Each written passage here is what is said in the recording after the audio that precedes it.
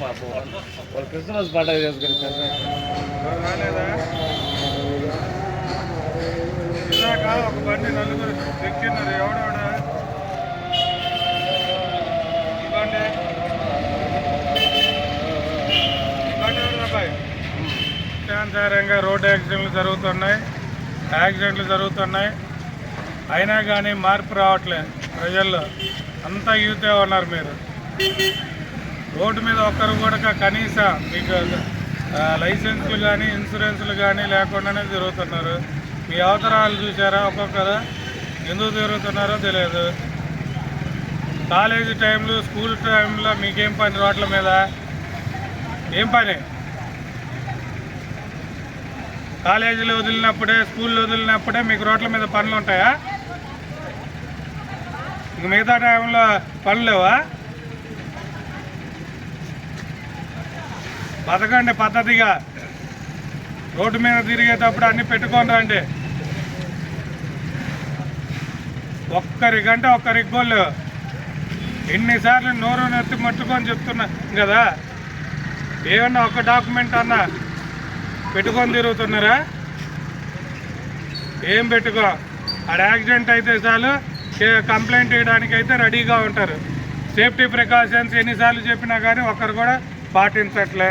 దయచేసి ఒక ఫైన్, మీకు హెల్మెట్ లేకపోతే 1000 రూపాయలు.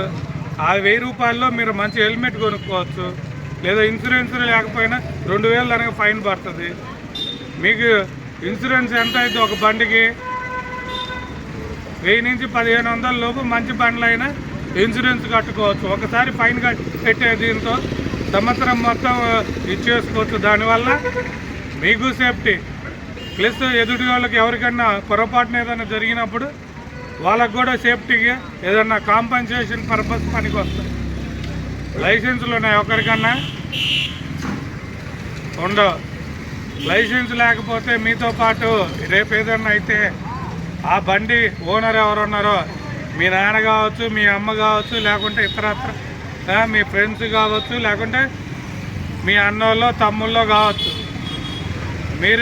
మీరు చేసే చర్యల వలన వాళ్ళు ఇబ్బంది పడతారు. వాళ్ళు కూడా కోర్టు చుట్టూ తిరగాలి.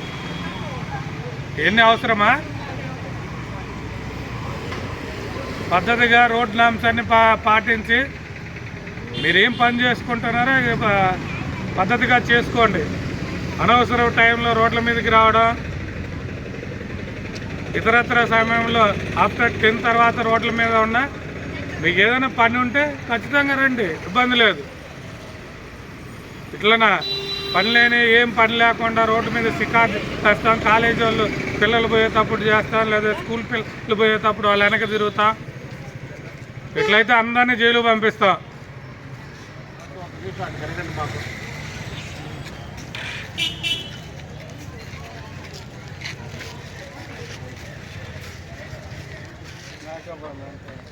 ఇప్పుడు ఆత్మూరు కూడా అదే జరిగింది.